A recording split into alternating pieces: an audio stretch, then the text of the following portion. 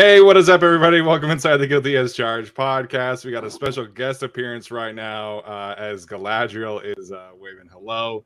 I'm really excited about today's show. Excited to talk some ball with my guys Tyler and Alex. We got Alex with a fresh haircut. Alex, what's up, man? How you doing tonight? Yeah, I didn't get a haircut for 6 months. So I've How? It's been 6 months. The last time I got a haircut was it like the day before the Texans game? Something like that. Yeah. So it's been a long time. Wow, I don't even think I could last 6 weeks without a haircut. Yeah. Curly hair is different, but yeah, being stuck on an island will help you do that for 6 months, I guess. No, yeah, absolutely. Absolutely. When I was on my mission in Mexico, I didn't get a haircut unless I absolutely had to. So totally understand that. Tyler's here looking a little more tan than usual. How is Hawaii, man? How you doing today? Hawaii was fantastic. I've been there plenty of times, but getting to go with your fiance is pretty awesome. That was a lot of fun. MB in the chat is saying he's expecting more of a tan. Honestly, if I bent over and showed you my ass, you could definitely see the difference in the tan. I won't do that. The lighting kind of adjusts now that we're on StreamYard, but I'm definitely a little bit more tan, but barely as tan as I could usually get. Never mind. I'm not going to ask that question. It's still tan if that's what you're about to ask me. It always is. I cannot relate as a very white individual. Anyways, but that's all good. So going to talk about some of the latest takeaways from the final week of the Chargers OTAs, as those are wrapping up. I believe tomorrow is their last practice. And then mandatory mini camp starts next week. I believe it's Tuesday and Wednesday and Thursday for them. So pretty much everybody on the Chargers has made an appearance at OTAs at some point, except for Austin Eckler, who always does kind of his own thing. Again, this is all voluntary right now. So excited to dive in there. I've got to say also before we start, Tyler, I'm with you on Kenobi. I watched episode 4 today. Oh, man. It's just been such a letdown. Like I was so excited for this series. Mm-hmm. And obviously I will not spoil anything, and we will not spoil anything that goes without saying. But they had such an easy job with this thing, man. Like, just give us as much Darth Vader and Obi-Wan as possible. And Ewan McGregor is doing fantastic. But man, like, there's been like 12 seconds of Darth Vader in this series, and it's just been such a letdown. Yeah, it's the classic, I'm not mad at you, I'm just disappointed. And that's just kind of how I feel about it. It's not a bad show. It's an interesting side quest kind of feel to it, but I'm just disappointed. Like, of everything they could have done, they waited, and this was the story that they had to tell. And it's just like, I don't know, we're going to have to save Leia a couple of times, and it's not even really about Obi-Wan. Kind of Darth Vader's in there sometimes. We're going to get another showdown, but that's kind of it. Like, it's just disappointing. Yeah. It's not bad. It's just disappointing. Yeah, it's not Boba Fett. Boba Fett was fucking dreadful. That shit was so disappointing and bad. And so it's good-ish at certain points. And like I said, Ewan McGregor is really kind of carrying it right now, but very disappointed. And I'm sure Alex has watched every single second of the series so far. Yeah, no, I am surprised that diluting the brand has made every show worse. I'm very surprised that that's true for both Marvel and Star Wars. Very surprised. But yeah, I think Marvel is more of just like you're trying to establish like the new characters into the roles of the old characters, and it's just not working so well.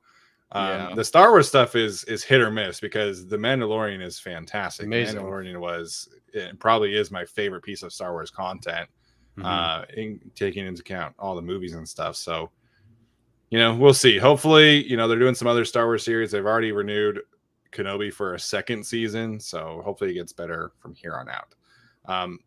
SoCal Slime pointing out Stranger Things is fantastic. I will keep on saying this. Season 3 and season 4 of Stranger Things is elite television. Cannot encourage checking out that show enough. All right, we'll get to the football talk now, as we'll kind of getting more people in here in the chat. So thank you guys for tuning in tonight. I want to start with a little bit of a health update on Donald Parham. He spoke to the media for the first time yesterday for quite a while, and gave kind of an update on where he was at his health, and he was very open about it. And as someone who's dealt with concussions, I really appreciated his dialogue and the things that he was saying. So for those who kind of missed the press conference, he was not fully healthy. He was not back to his usual self, he said, until late February, early March. So he essentially dealt with a 3.5-month recovery from that concussion. And, it makes sense. It was one of the worst concussions I've ever seen in person. But he is 100% now. He is healthy. He is back on track. Although he did kind of wonder in the hospital, he said, if he was ever going to play again, kind of contemplated retiring. But that's where Donald Parham is at now. He's excited to be back with the team.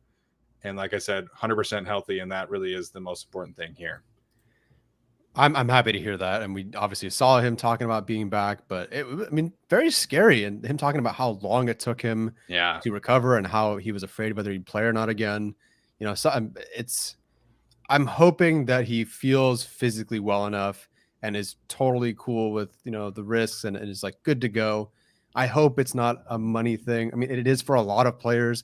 A lot of people just have to put their bodies on the line over and over again. And listen, if he has a good season, he could cash in with the, Mo Ali Cox kind of contract.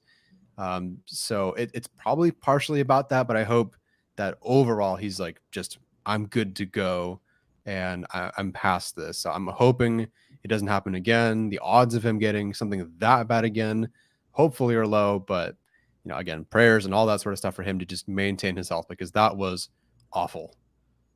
Yeah, no, just watching the game when the wind just got sucked out of the stadium. That was just a real bummer time. I'm sad to hear that it took him, 3 or 4 months really to kind of get back to normal. It's good to hear that he is now.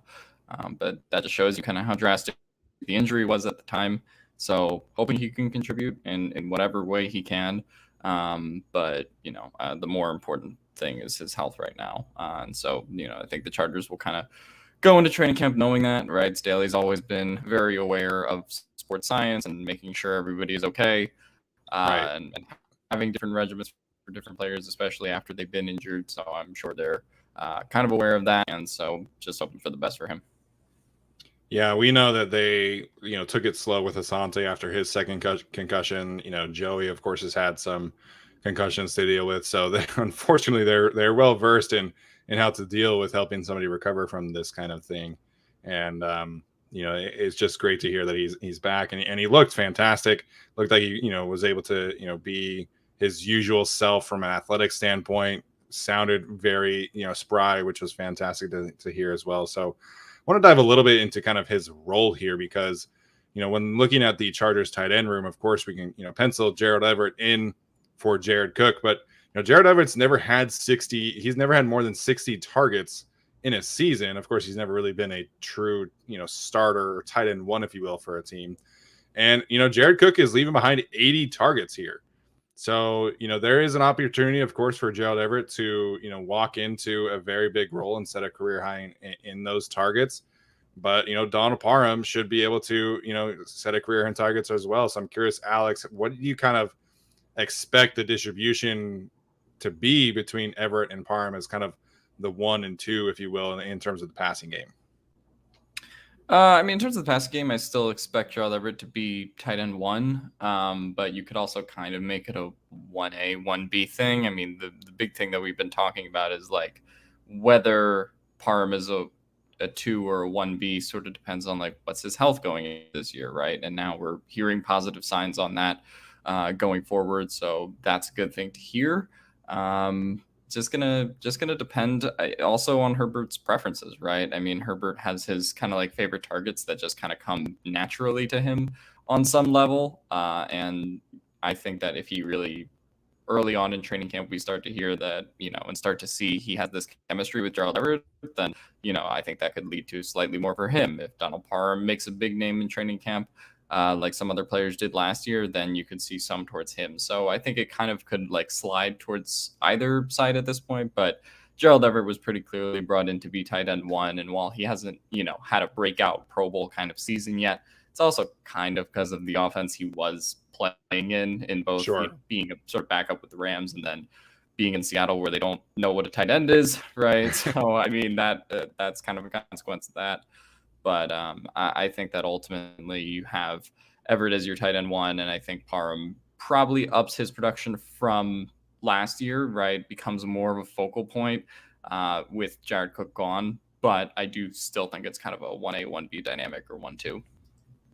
Yeah, it'll definitely be. I think it's more of a 1-2. I feel like. I think obviously the money just indicates that as well. It's tough. I want Parham to have a bigger role. I was just scrolling through while Alex was talking. 4th in the league last year in yards after the catch per reception, tied with David Njoku. Like, you expect Njoku to be this, the speed threat, this home run hitter, athletic freak, and Parham is in his own right as well, and tied him for yards after the catch per reception. So I hope he's involved more. I just, okay, they lost Jared Cook. There's a lot of targets that are gone there, but I think Everett's better than Cook, and it should be better than Cook. I don't know about targets. But hopefully there's enough to go around. I think I don't know. They still have Joe Lombardi. They still have Kevin Koger.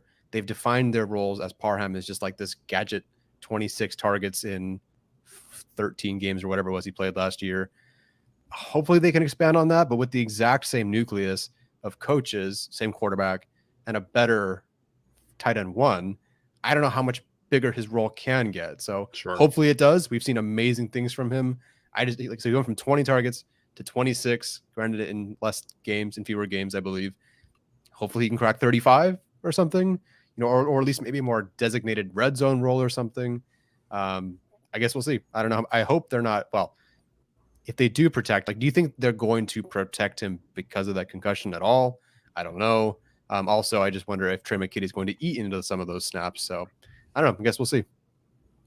Yeah, I mean, I think if he is fully healthy, then obviously I think he would, kind of take on the same kind of role. And I think for me, it really is just kind of a consistency from a usage standpoint. Because, I mean, if you go through his games, it's 1 target, week 1, 0, 1, 2, 2, 2, 0, 3, 2, 5, 1, 4, 2, 1. And then obviously that last one was, the game that he got injured in. And so it's like, if you can give me 3 targets consistently a game, as opposed to, little chunks of 2 targets, 3 targets, 5 targets, then I think we're talking about a very, suitable situation for Donald Parham. And, I'm glad you brought up the yards after catch ability.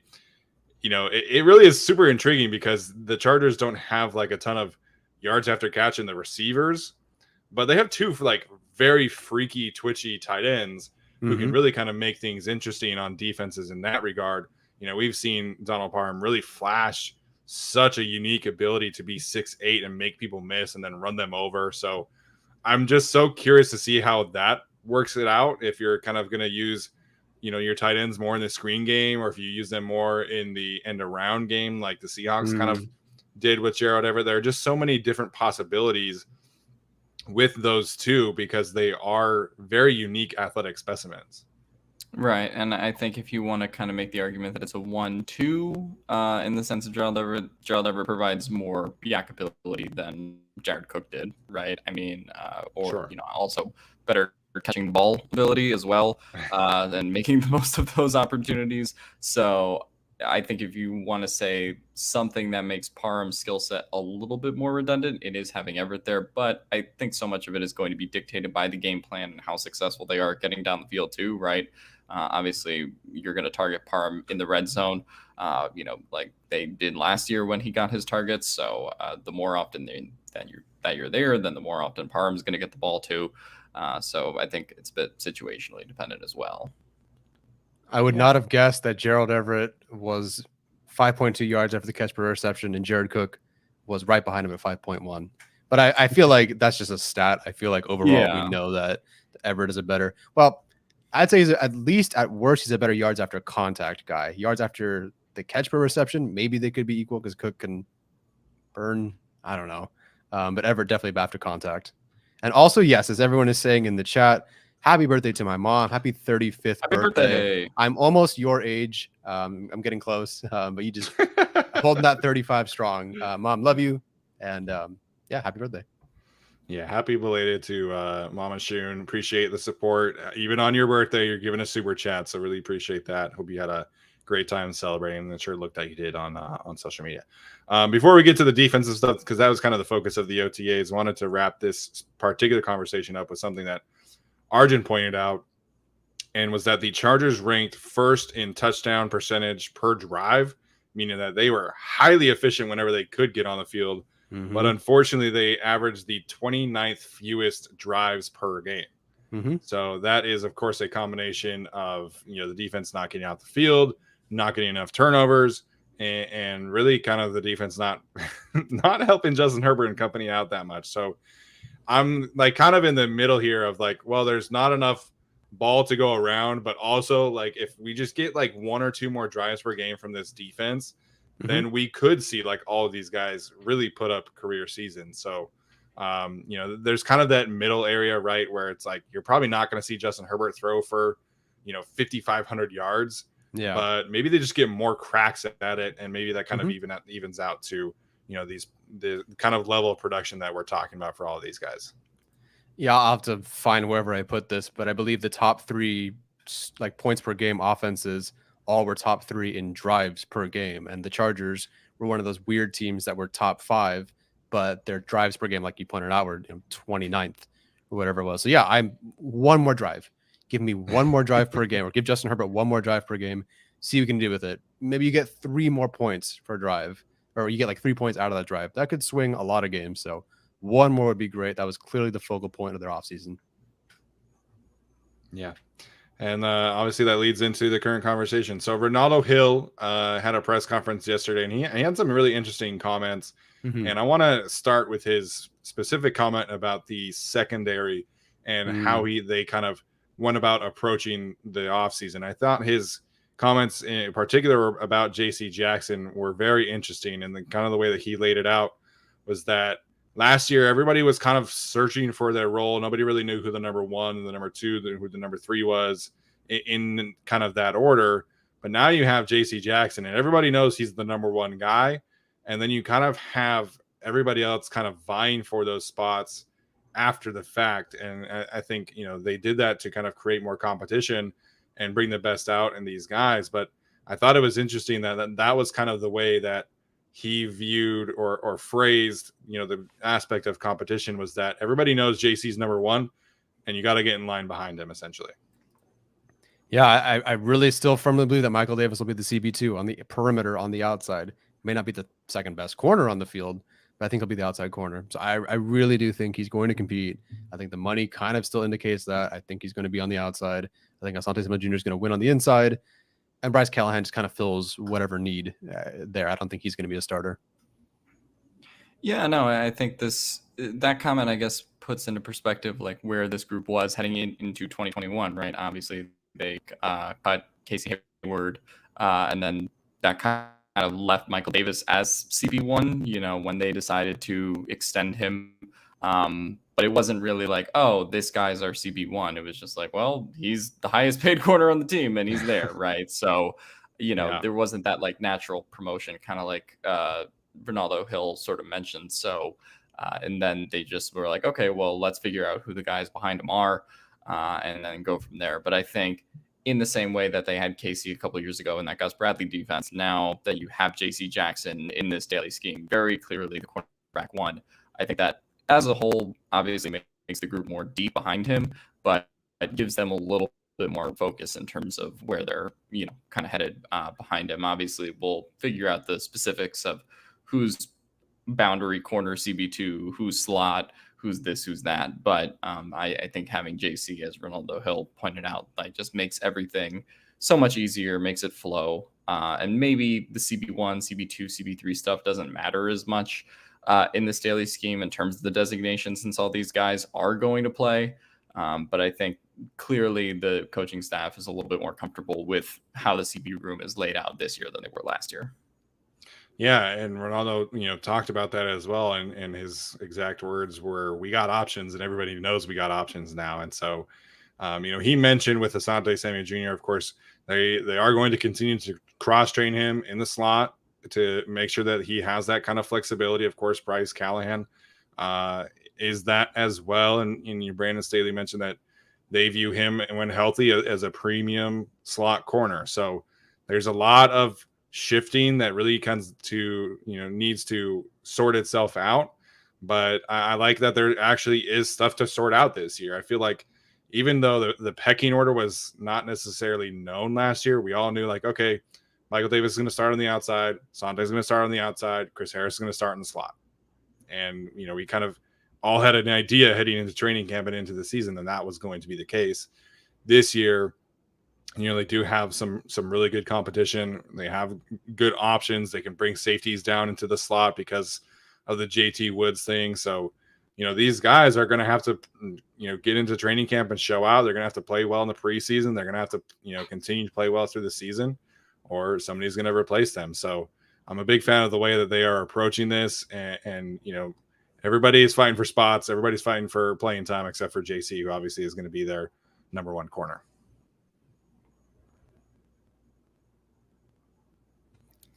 Cool. I missed half of that, so I just kind of showed up to be like, Yeah. All right. So there was another thing that he wanted to talk about that I wanted to talk about from his conversation as well.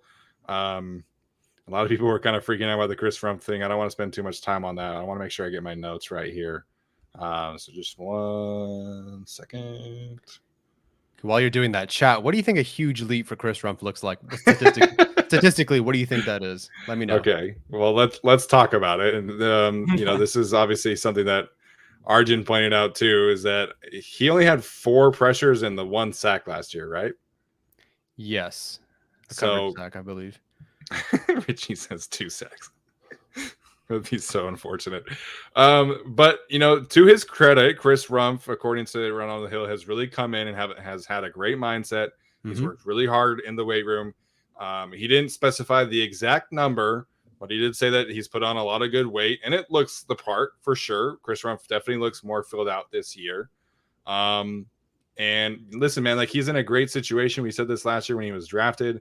It's gotten better now. He gets to learn from Khalil Mack, who his dad is very familiar with. He gets to learn from Kyle Van Noy, maybe learn how to drop into coverage more often. So this is not necessarily a make or break year for Chris Rumph, but like we need to see some flashes this year. And Renaldo Hill, of course, sounds like it's going to happen according to him.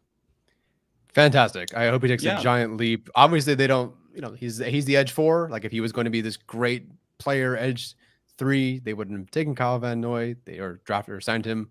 They did. That said, he did show. I was surprised, honestly, that he was better against the run statistically than he was against the pass. Not that he was like amazing, but comparatively, he was much better against the run. And listen, he stepped onto the field in the preseason. Like watching him at Duke, he looked like a linebacker. Like he looked like a tweener sort of guy. Then you watch him on TV, dude looks huge last year. So if he's put on even more weight and added to his frame, that's great stuff. So I don't think he'll take like a monumental leap forward statistically, but his development will definitely get there. And then he will be probably the edge 3 the following year. And that's as much as you can ask for a 4th round pick at this point. Yeah, I mean, I think if you're talking about like a big breakout season from him, like it's just not possible this year, right? I mean, they have Joey Bosa, they have Khalil Mack, and they signed Kyle Van Noy to be edge 3, right? And there is sort of the aspect of, well, if you did think Chris Rumph was going to take this monumental leap, then why did you just sign Kyle Van Noy? So, I mean, that just kind of like it goes against that. But of course, they're building up to him being edge 3 potentially in 2023.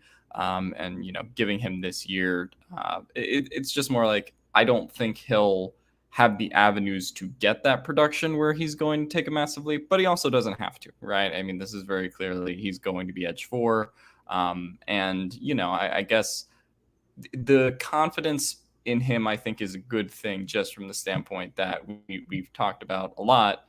The idea that Joey Bosa and Khalil Mack particularly have been injured, right, in some of these previous seasons. Joey with his concussions, Khalil missing time last year.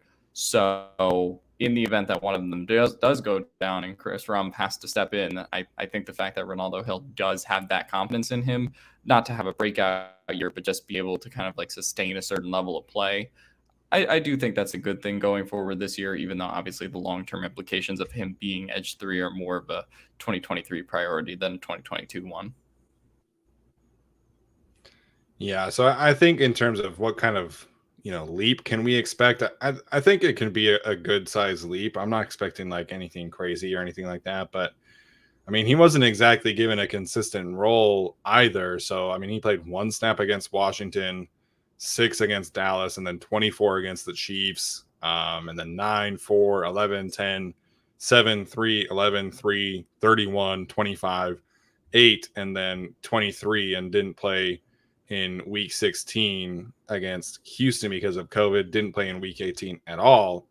So, he didn't exactly see the field a ton either. So I think if you are talking about maybe like 225, 250 snaps for Chris Rumph, 250 is probably too much, but like 225 to 240, I feel like if he's, consistent week in and week out, getting the same kind of reps, you could reasonably, I feel like, talk about 15 pressures and 3 sacks, like kind of being a really good situation for him. And like I said, like we don't need to see him be, an elite player by any means or be an elite edge 4 or whatever. We just need to see some flashes. And then next year is really when we need to start seeing it come together for him. Absolutely. Just looking at the Bills, because they really had the best rotation statistically, maybe not like the strongest individual pass rusher. Now they arguably do. Yeah. But like they had 5 edge rushers with 10 or more pressures, 4 of them over 20. Yeah. Even Boogie Basham, the other rookie, only played 7 games, 11 pressures, 3 sacks. Like if Rumph can hit 15 and 3, that's a nice, solid improvement. Yeah. And I feel good about that one for sure. Off topic a little bit, we got a super chat from Joe Alexander. He says, specifically for Alex, he's in Philadelphia until Saturday, your beloved Philadelphia. Wants to know what he should do for fun. There's nothing fun to do in Philadelphia. We're all depressed there. You can go to the art museum, run up the steps, pose next to the Rocky statue, go to the Franklin Institute. If you want a cheesesteak place, D'Alessandro's. What an endorsement of Philadelphia. I know. There's a reason I live in Miami now. It's not fun this time of year, and the Sixers are out, so I'm not watching the fucking finals. Also, JT Woods gets more playing time, I think. Answer that question. Yeah, JT Woods definitely gets more playing time. I went to Philadelphia when I was like a kid, but I feel like there's more to do than just like go to the museum and get a cheesesteak. I feel like you can go see the Liberty Bell. Well, the Liberty Bell, but I feel like that's an obvious one. I don't know. If the Phillies are in town, go see a Phillies game. They're garbage. I thought the Phillies were good, man. Don't they have Bryce Harper and the guy who used to be on the Cubs? Well, yeah, we have Bryce Harper, and they won 3 games in a row after we fired our manager. So I mean, but Joe Girardi's out, so. That's why I said there's not a whole lot of sports there to watch right now because all of the teams are bad. But yeah. Well, I'm sure there's more things to do than that in a city like Philadelphia, I'm sure. But definitely go see the Liberty Bell as somebody who's a history nerd. I feel like you never go wrong doing all that good stuff. Or if you're in California, you can go to Knott's Berry Farm and see the Liberty Bell too. Dude, I haven't been to Knott's Berry Farm since we moved here, and I don't know if I'm really ever planning to go there. Oh, why? You're not a roller coaster guy? I love Disneyland. I will say that, and I really like Universal Studios, but Knott's Berry Farm and Six Flags are a little too roller coastery, if that makes sense. Oh, I have to go with you to one of these places now. I definitely have my say a prayer and close your eyes moments, but well, interesting. All right. Yeah, Brooke found that out because we had gone to Disneyland and stuff like that, and obviously, those are a lot of my speed. Like I'm in the Incredicoaster is fine for me. That's kind of where I draw the line though. But there's a little amusement park in Utah called Lagoon, and they had this ride called the Cannibal, and you didn't have anything over your shoulders. It was like one of the ones that like attach you at the hip. Dear God.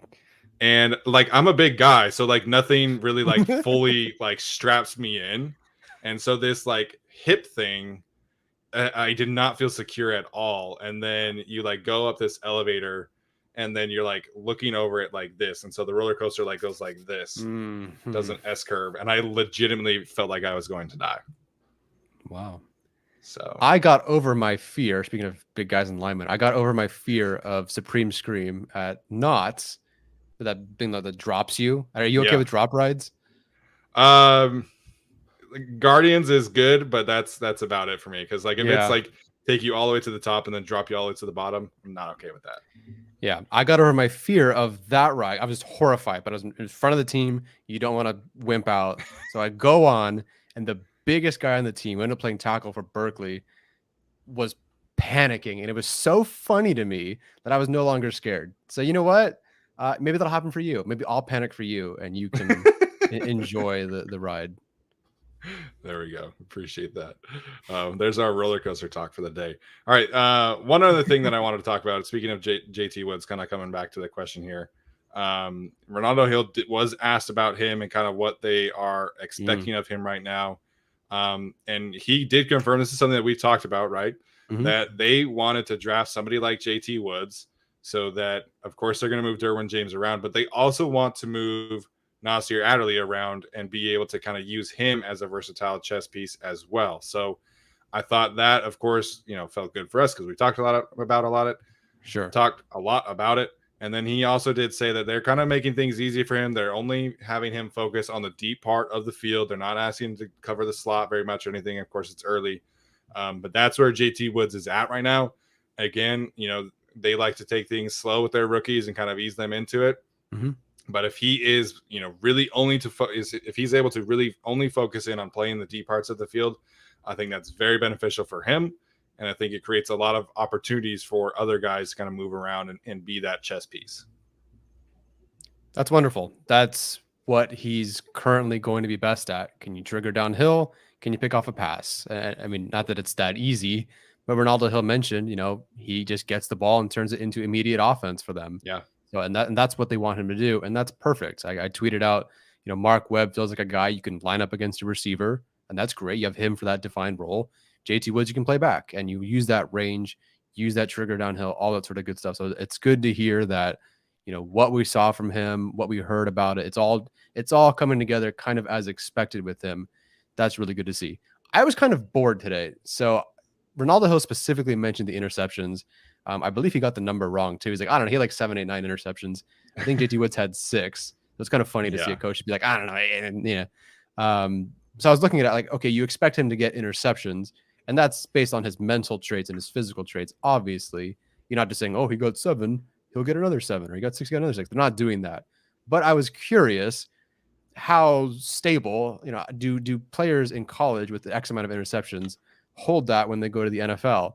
And just for fun, over the last 2 years, obviously not this past draft, I looked at 10 players who, were like had the most interceptions in college their final year.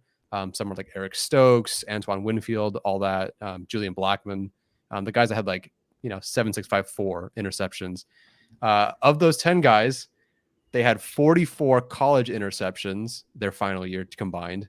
And when they got to the NFL, those guys all combined in their first year for 8 interceptions. They went from 44 to 8. So I assume they're betting on JT Woods based on his traits mentally and physically, and they are. But just for everyone who's curious, like, oh, he'll get another 6 interceptions. Like the best pass picking off guys in college, 44 to 8. So that was my random thing of the day.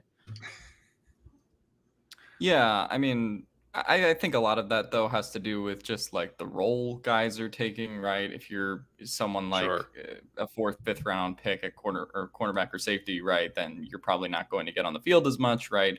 You kind of have to work your way into the rotation. So that's, I didn't expect a steep decrease from 44 to 8, but that would, kind of explain some of that.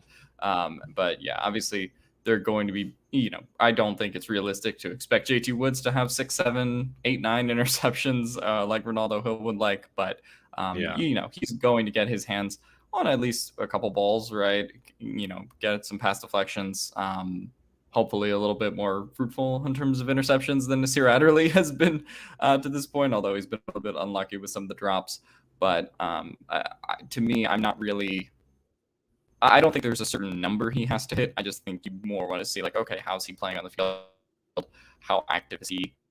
And, obviously, can he at least, even if he's not getting interceptions, get there for maybe 1 pass breakup every couple games or something like that? Just, to have those impact plays on the ball, even though he's going to be the 3rd safety in that rotation. And then ultimately, does he show you enough in terms of his traits and production this year to the point of place this year next? Yeah, obviously you're hoping for those kind of flashes, and just looking at the rookie safeties from last year, obviously the ones that played a lot. And if you filter it to 20% of coverage snaps on PFF, you're talking about Javon Holland, Caden Stearns, Trayvon Merrick, Trey Norwood, Talona Hufanga, and then Brandon Stevens. Hufanga Caden Stearns had the least amount of snaps of 247. But he actually had a pretty good season in terms of his coverage ability. He had He had 9 forced incompletions, 2 pass breakups, and 2 interceptions. So if you give me that from JT Woods as a rookie, I'll be very, very happy with that.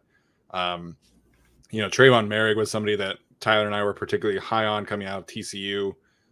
Played a lot for the Las Vegas Raiders. He had 5 pass breakups and 1 interception. So he forced a good amount of incompletions, had a good coverage season. But interceptions are certainly hard to come by for these rookies, and especially, safeties who are playing there. So as long as we get 1, 2, I'll be happy. Get a couple more pass breakups, because he's not going to be a starter. He's going to play a lot. Right. I think he probably ends up playing close-ish to 300 snaps, but definitely not expecting 5 interceptions from his rookie season. If it happens, then great, obviously. But as long as we can get 1 or 2, a couple more pass breakups, I think that's a good rookie season for JT Woods. I'm sure they have, but have they defined DeAndre Carter's role as being a kickoff returner and punt returner? As far as I know, yeah. Okay, just curious, because the way Renaldo Hill talks about Woods and that speed that's undeniable, just curious if there's a chance, perhaps. Did he return stuff in college? No, just talking about like he gets the ball and turns it into immediate offense. Basically, he gets the interception and can gun it down the field and generate yards that way after the interception. You have a guy with that kind of talent on your team. I'm just curious if they maybe look at it and split it. But again, I'm sure they already defined Carter as that, but I was just curious. I mean, they used they did that with Nasir last year. I mean, a little bit, or was it 2020? Yeah, in 2020 he returned kicks every once in a while. Yeah, he would do that once in a while. So maybe they look at him in that way. But I mean, DeAndre Carter seems like a pretty targeted signing to just him being your permanent kickoff punt returner. Mm-hmm. Yeah. So just wanted to talk about the 2020 rookie safeties as well. Mm-hmm. Cam Curl for Washington had 3 interceptions, 1 pass breakup. Jordan Fuller for the Rams, obviously familiar with Brandon Staley, 3 interceptions, 2 pass breakups.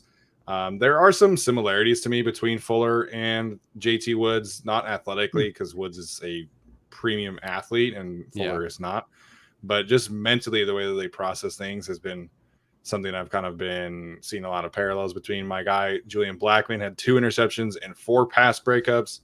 Jeremy Chin had 5 pass breakups and 1 interception. Antoine Winfield, who we all kind of considered like this great rookie safety, only had 4 pass breakups and 1 interception. Yep. So it just kind of goes to show you how hard it is to come in as a rookie and get these game-changing plays. But Woods certainly has the skill set to do it. Absolutely. Yep. All right, guys. Anything else from Renaldo Hill's press conference that kind of stood out to you? Yeah, the daily nightmare, or the nightly nightmare, I guess I have about, he talks about Jay Rodgers and that Jay has been with Staley in Chicago and knows the exact same things that we want to tell these guys up front and how to coach them. Again, why was that not the choice to begin with? I don't understand why he wasn't. I think it was by week 4 or 5, Staley saying, yeah, we need to do a better job coaching these guys to tell them, to play how we want to play football and play the run, XYZ. Again, why was this not the decision to begin with? But I'm glad it's Jay Rodgers now. Yeah, that one was interesting because go ahead, Alex. Sorry. I was just going to say, I was glad it's Jay Rodgers now, even though it probably should have been from the beginning. And also, I think Sebastian Joseph Day, based on his mic up, is very happy that it's Jay Rodgers as well. Yeah, they definitely are, excited to have him around. And the way he kind of talked about it, he kind of framed switching Jay Rodgers as almost like an offseason addition, as opposed to like he was here last year. You know what I mean? Like, He really spoke very highly of him in my opinion, but I would be very curious to be able to ask Brandon Staley, like, what was the decision process to have Giff coach the interior defensive lineman because he was, presumably kept on staff because he was Joey's guy, right? And then you hire Jay Rogers and you swap them, and then this year you swap them back. So I would love some clarity there from somebody on the staff. Yeah, there's nothing wrong with Gift Smith coaching interior as is in a vacuum, but you bring on Jay Rogers, then there's no reason Jay Rogers should be coaching edge rushers. Did he have a run game coordinator role? He is their run game coordinator. Yeah, interesting. I don't know. I'm sure that there's some crossover, but yeah, like, we were told early in the free agency process that they were going to move him, and then that kind of would influence their free agency plans. And then it's like, okay, so you clearly like had a plan for Jay Rogers this offseason. Why wasn't that? Why did that change so much from last year? I don't know. So Jay Rogers is confirmed run game coordinator right now, or sorry, as far as I know, yeah. No, okay. Let me look it up before we move on. Joe Alexander, I thought you were a member already, but thank you for becoming a new member. Hello. Yeah, so he's listed as run game coordinator / defensive line on the Chargers website. They have officially changed that from edge rushers or outside linebackers, I guess. Couple of super chats. Adrian, happy honeymoon. I don't know if you've had to put this off for a while because of COVID or something, but happy honeymoon, Adrian Whiteside. Happy honeymoon. Oh, he said Rams Chargers preseason in August. Okay, I thought he said Rams Chargers as in like the one in January. Still very cool, obviously, but yeah, that Sunday Night Football game is going to be amazing. And yes, happy honeymoon. Was there another one? There was. I don't know if you wanted to talk about it now. It's about Herbert and Cap and stuff like that. We can wait. Yeah, we'll file this one away for a mailbag or something like that for Justin Herbert's, and obviously there's a lot of quarterback stuff going all around the league right now, so we'll kind of see where. I don't really think Deshaun Watson's contract is going to have much influence on anything after all. So, but yeah, what a disaster. Yeah. All right, last thing that I want to talk about here was Kyle Van Noy in his press conference. I thought it was really funny how he kept on talking about, coming out to the Chargers being refreshing for him after spending all those years in New England and in that culture. But I just have been so impressed with the way that Kyle Van Noy has bought into this system and into this team and into Brandon Staley specifically, of course, because he can't say enough positive things about this situation. And of course, they have not played any games yet, but I think somebody like him who has been there, done that, who has climbed the mountaintop, won a Super Bowl, played in another, and the way that he talks about the culture in Los Angeles and what the Chargers are doing, I think to me, it really means a lot. And, of course he's going to be an upgrade on the field, but purely from a locker room standpoint, like the belief that he has in this team, I think is going to go a very long way in terms of, building this team and building the culture up and building a Super Bowl contending kind of team and culture. Absolutely. 2 Super Bowls to his name. He just looks so happy just looking at the press conference. Yeah. He, I believe, was born in Reno and then moved to California for a bit and then graduated from wherever. He's on the coast where he's kind of grew up. Wherever. Sorry, I don't have all the Kyle Van Noy details down. Oh, I thought you were throwing shade at BYU, and I was like, hell yeah. Oh no, sorry, high school. High school graduated from somewhere, but yes, okay. He graduated from the BYU. No, he just seems very the happy. premier Utah University. Yeah. I just, again, he smiles with his whole face. He looks very happy. It's like he got a vacation out of this too. Like he knows, and he even said as much. There's a time and place for every environment, and at this point, he knows I'm an edge 3. And they drafted me first overall, and they paid me a ton of money, and I played for Belichick, and it was probably very intense. Now I just get to be an edge 3. There's like less pressure, but I'm happy. I'm near home. I want to be here. It's going to translate very well for this team, I really think.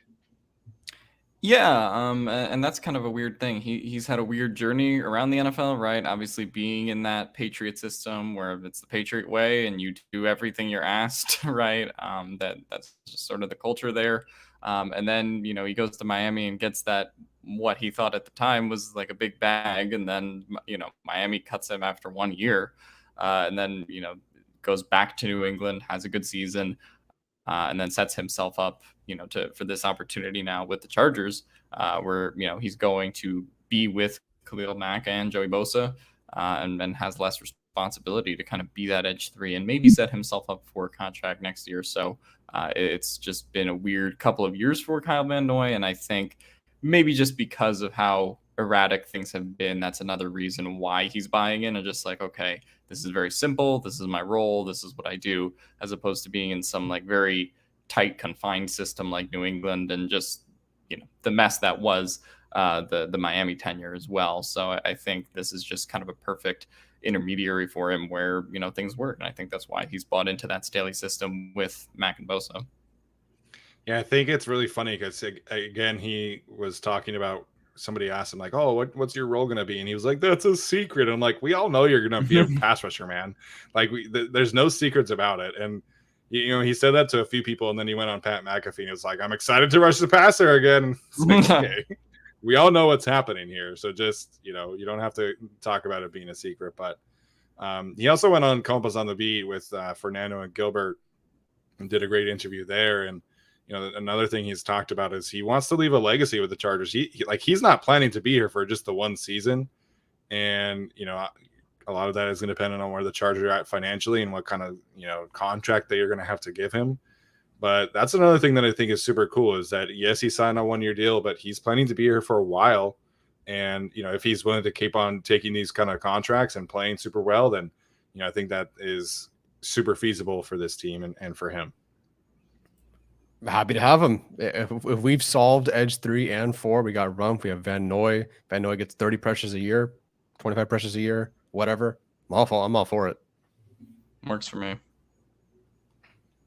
Yeah, I think that works for everybody. So that was everything that I had that I wanted to talk about from the press conferences. Any other thoughts that you guys had about whether, Morgan Fox spoke for very quickly. Love that we got to ask him about his tattoos for the first time that we got to talk to Morgan Fox. But any final press conference thoughts, you guys?